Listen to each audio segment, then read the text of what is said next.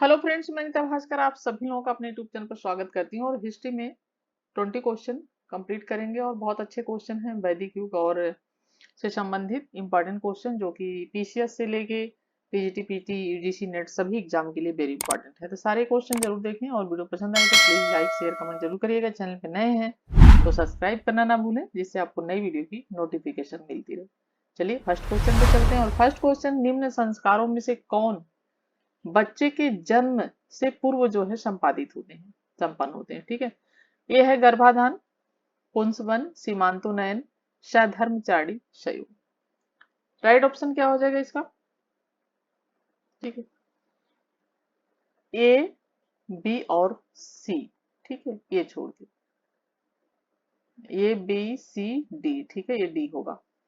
तो ये तीनों हो जाएंगे ए बी और सी, यानी गर्भाधान, पुंसवन और सीमांतो नयन। ठीक है, जो कि बच्चे के जन्म से पूर्व संपादित होते हैं। देखिए, गर्भाधान संस्कार, उसके बाद आता है पुंसवन संस्कार। गर्भाधान संस्कार तो गर्भ धारण करते समय जो होता है वो होता है गर्भ धारण करने के बाद। और पुंसवन संस्कार जो होता है गर्भ धारण के तीसरे माह होता है ये। ठीक है, ये तीसरे महीने में होता है गर्भ धारण के।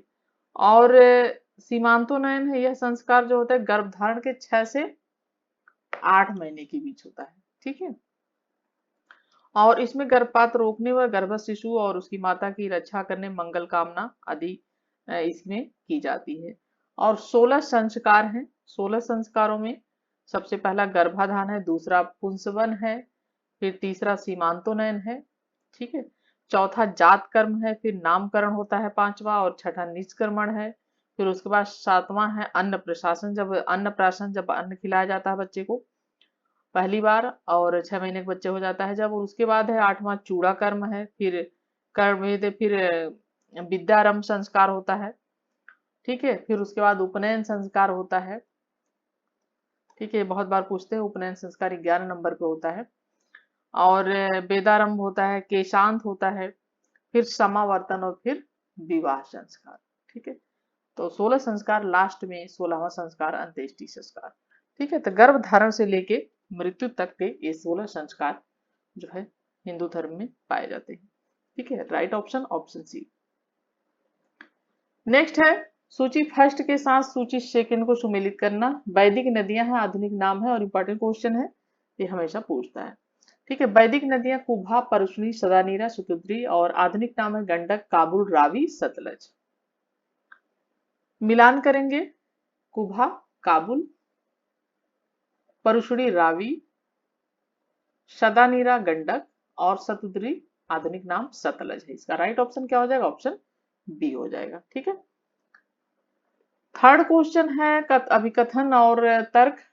तो सिंधु तथा हिंदू कुश के मध्य लड़ने वाले भूभाग को सांस्कृतिक दृष्टि से लगभग पूरे हिंदू काल में भारत का हिस्सा कहा जा सकता है। तर्क क्या है? ऋग्वेद में कुभा, क्रुमु और गोमल नदियों के उल्लेख से कोई संदेह नहीं रहता है कि इंडो आर्यों का अफगानिस्तान से गहरा संबंध है। राइट ऑप्शन जो इसका हो जाएगा ऑप्शन ए हो जाएगा। दोनों ही सही हैं और इसकी सही व्याख्या भी करता है। ठीक, फोर्थ क्वेश्चन है, निम्नलिखित में से कौन सी पांडुलिपि कागज पर सर्वप्रथम लिखी गई थी? भी इंपॉर्टेंट क्वेश्चन है। यह कब और कहां लिखी गई? शतपथ ब्राह्मण 1089 कश्मीर, चाचनामा सिंध का इतिहास इससे पता चलता है 11वीं सदी, राजतरंगड़ी कश्मीर 1149, या नारायण का हितोपदेश 11वीं 12वीं सदी बंगाल। ठीक है, और राइट ऑप्शन हो जाएगा ऑप्शन ए, शतपथ ब्राह्मण। ठीक है, निम्न कौन सी पांडुलिपि कागज पर सर्वप्रथम लिखी है? शतपथ ब्राह्मण 1089। ठीक है, तो राइट ऑप्शन हो जाएगा ऑप्शन ए। देखिए, प्राचीन इतिहास के स्रोतों में ऋग्वेद के बाद शतपथ ब्राह्मण का स्थान आता है और इसे लघु वेद भी कहा जाता है। ठीक है, इसे क्या कहा जाता है? लघु वेद भी कहा जाता है इसे। ठीक है, और शतपथ ब्राह्मण के लेखक याज्ञवल्क्य थे। कौन थे इसके लेखक? याज्ञवल्क्य। ठीक है, याज्ञवल्क्य थे। और शतपथ ब्राह्मण से हमें जल प्लावन की कथा का उल्लेख मिलता है। किसका मिलता है? जल प्लावन। ठीक है। और शतपथ ब्राह्मण 1089 में कश्मीर पांडुलिपि कागज सब लिखी गई पांडुलिपि है। तो राइट ऑप्शन हो जाएगा option A Shatapatha Brahmana. Fifth question है, सूची फर्स्ट को सूची सेकंड का सुमेल करना है। सूची फर्स्ट है दर्शन शास्त्र और बी है सेकंड है सूची समर्थ। योग किससे संबंधित है? योग पतंजलि। ठीक है, योग पतंजलि। बी का मीमांसा क्या हो जाएगा? कुमारिल। सांख्य कपिल और वैशेषिक कणाद। राइट ऑप्शन क्या हो जाएगा? ऑप्शन बी हो जाएगा। ठीक है, तो इस तरीके से जो है सुमेलित है। सिक्स क्वेश्चन है, ऋग्वेद के अत्यंत उपयोगी और साथ ही अत्यंत भयावह देवता के रूप में किसका अधिक बार आह्वान किया गया है? अग्नि का, धौस का, या इंद्र का, या मारुत का? राइट ऑप्शन हो जाएगा सी इंद्र का। ठीक है, ऋग्वेद में इंद्र का 250 बार उल्लेख किया गया है। कितनी बार? 250, 250। और इंद्र को पुरंदर यानी पुर का नाश करने वाला कहा गया है। क्या कहा गया है इंद्र को? पुरंदर। ठीक है, यानी पुर का नाश करने वाला कहा गया है। और इंद्र को मुख्यतः युद्ध का देवता माना जाता है। किसका देवता माना जाता है? इंपॉर्टेंट पॉइंट है, युद्ध का देवता माना जाता है। ठीक है, और इंद्र के साथ अग्नि का महत्व था, जिसका उल्लेख 200 सूक्तम हुआ। और धौस आकाश व मारुत अंतरिक्ष का देवता था। धौस आकाश का देवता और मारुत अंतरिक्ष। ठीक है, अंतरिक्ष का देवता। और इंद्र के बाद दूसरे नंबर पे अग्नि का बहुत अधिक महत्व था। ठीक है, और जिसका उल्लेख 200 ठीक है सूक्तों में हुआ है अग्नि का। राइट ऑप्शन ऑप्शन सी यहाँ पे इंद्र हो जाएगा। सेवन क्वेश्चन है, किस ग्रंथ से स्पष्ट हो जाता है कि वैदिक सभा और समिति दो भिन्न संस्थाएं थी? ऐतरेय ब्राह्मण, अथर्ववेद, शतपथ ब्राह्मण, यजुर्वेद।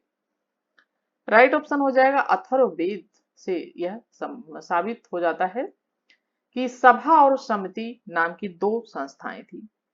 और अथर्ववेद में सभा और समिति को प्रजापति की, ठीक है, किसकी?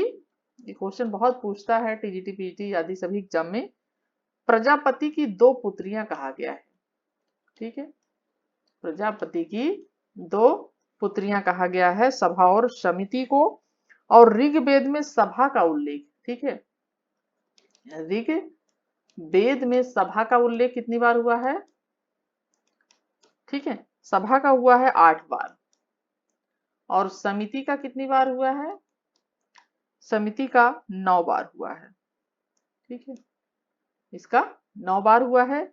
और सभा वृद्ध एवं अभिजात वर्ग की संस्था थी और समिति सामान्य जनता की प्रतिनिधि सभा थी। ये भी आपको ध्यान रखना है। जो सभा थी, ठीक है, सभा ये किसी संस्था थी? अभिजात वर्ग यानी कुलीन और अमीर वर्ग की संस्था थी। और समिति जो थी, ठीक है, ये कुलीन वर्ग की थी।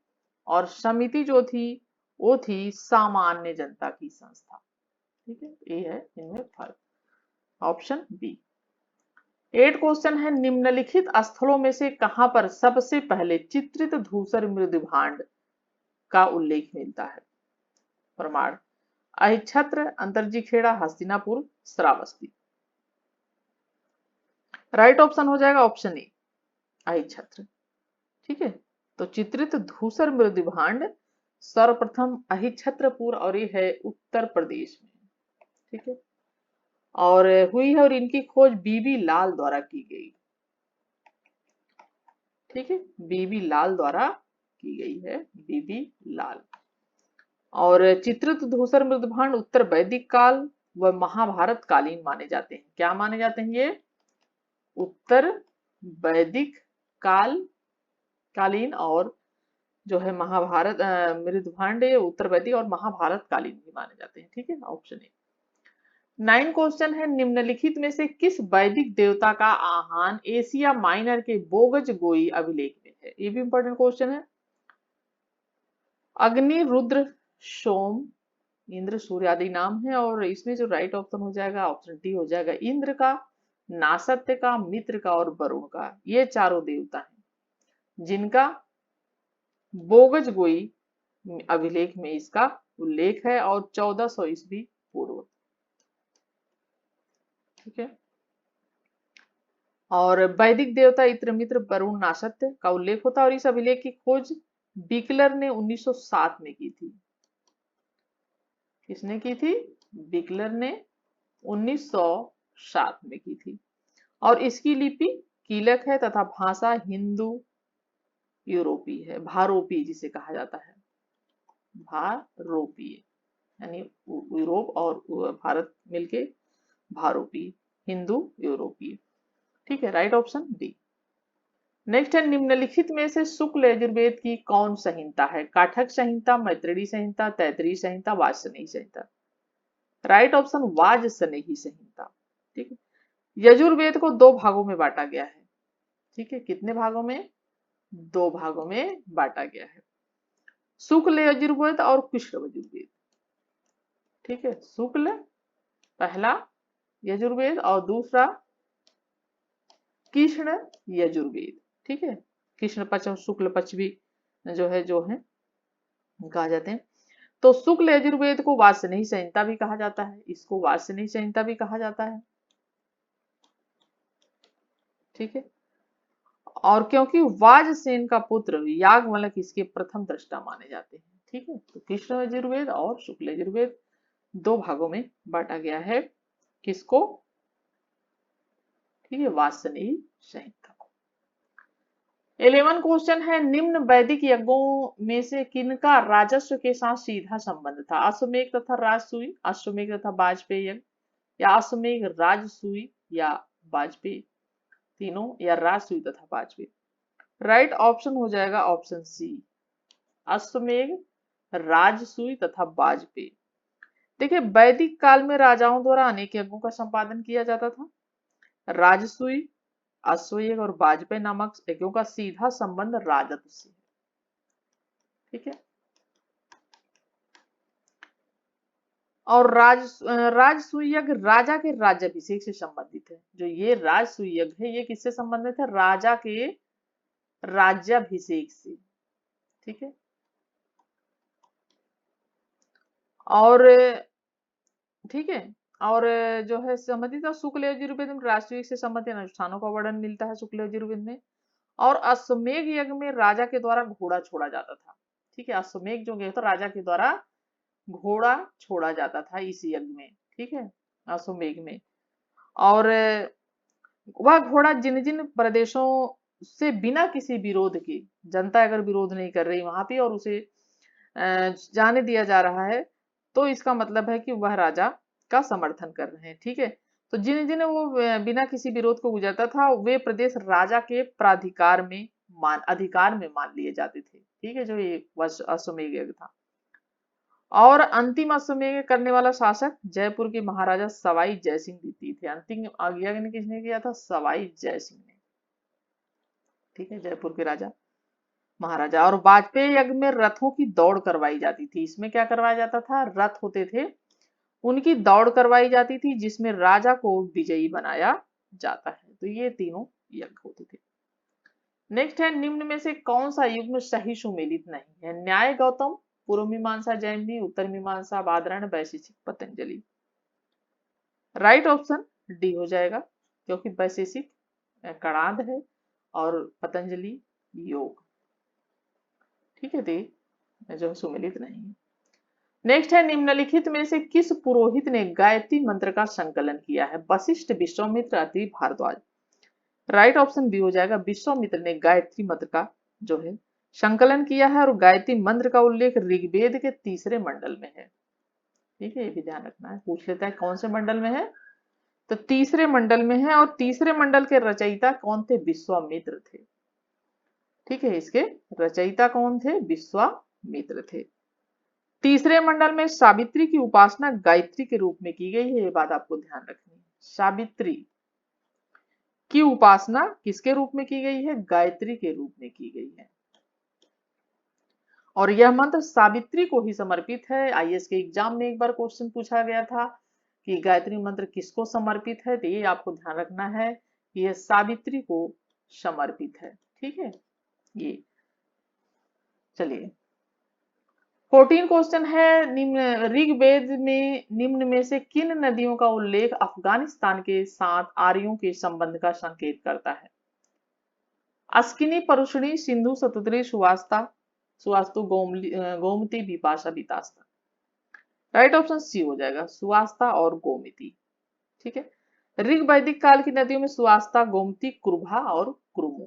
ठीक है, कुभा और कुरुमु, ये अफगानिस्तान के साथ संबंधित है। ठीक है, चारों नदियां। नेक्स्ट है, उपनिषदों के समय वह विद्वान महिला कौन थी जो दार्शनिकों की सभा में उच्च ज्ञान पर संभाषण कर सकती थी? अपाला थी, घोषा थी, गार्गी या विश्वारा? राइट ऑप्शन गार्गी हो जाएगा। शतपथ ब्राह्मण में अनेक विदुषी महिलाएं हैं, उनका उल्लेख मिलता है, और जैसे गार्गी, मैत्री आदि। ठीक है, मैत्री, गार्गी आदि का उल्लेख मिलता है। और गार्गी ने राजा जनक के दरबार में, किसके? राजा जनक के दरबार में याज्ञवल्क्य को चुनौती दी है। और बृहदारण्यक उपनिषद में याज्ञवल्क्य गार्गी संवाद मिलता है। किस उपनिषद में? बृहदारण्यक उपनिषद में गार्गी का और याज्ञवल्क्य का संवाद मिलता है। ठीक है, राइट ऑप्शन हो जाएगा ऑप्शन इसका सी, गार्गी। नेक्स्ट है, निम्नलिखित में से कौन सा एक युग्म सुमेलित नहीं है? वेद हैं और उनके ब्राह्मण हैं।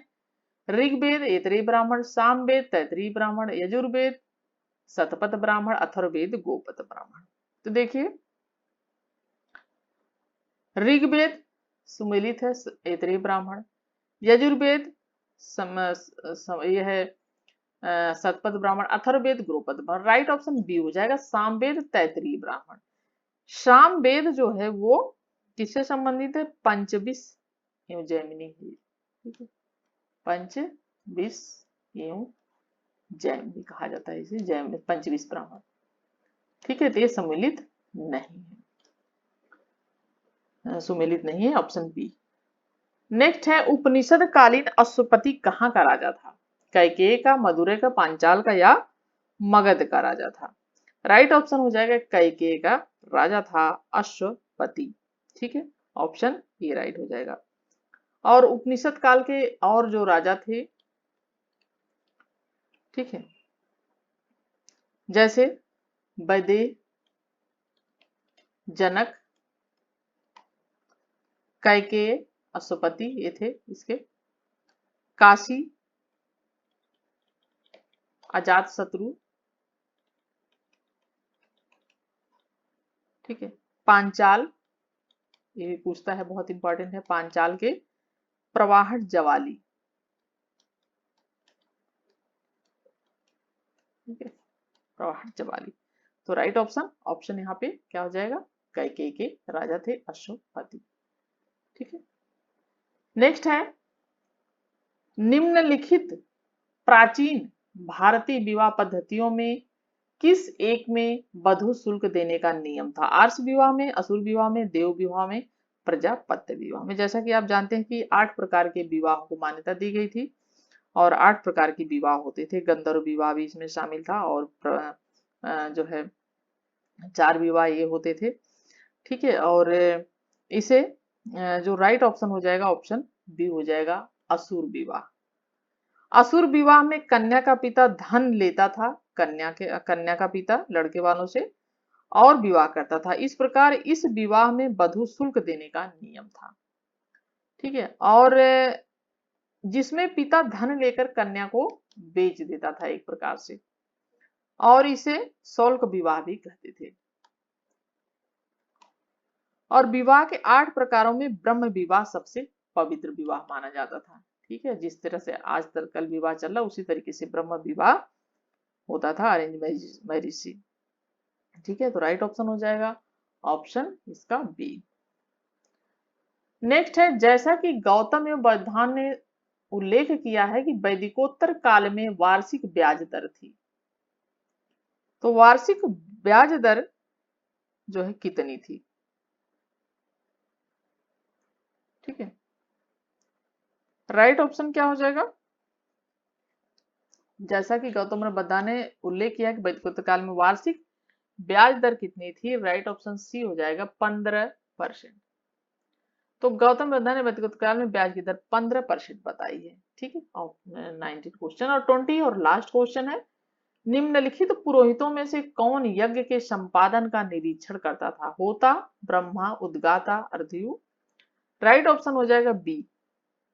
ठीक है, ब्रह्मा। तो ब्रह्मा यज्ञों के संपादन का निरीक्षण करता था, क्योंकि निरीक्षण पूछा है यहाँ पे। और जबकि ऋग्वेद का जो उद्गाता सामवेद का तथा अर्धयु यजुर्वेद का पुरोहित होता था। ऋग्वेद का उद्गाता कौन होता था? उद्गाता होता था, और सामवेद का अर्धयु होता था, और यजुर्वेद का पुरोहित होता था। ठीक है, राइट ऑप्शन हो जाएगा ऑप्शन बी, ब्रह्मा। और 20 क्वेश्चन कंप्लीट होते हैं, और आशा करती हूँ वीडियो आपको पसंद आई होगी, आपके लिए हेल्पफुल रही होगी। प्लीज लाइक कमेंट जरूर करिएगा वीडियो पसंद आई हो। नेक्स्ट वीडियो मिलती हूँ आप सभी से। Thank you for watching video.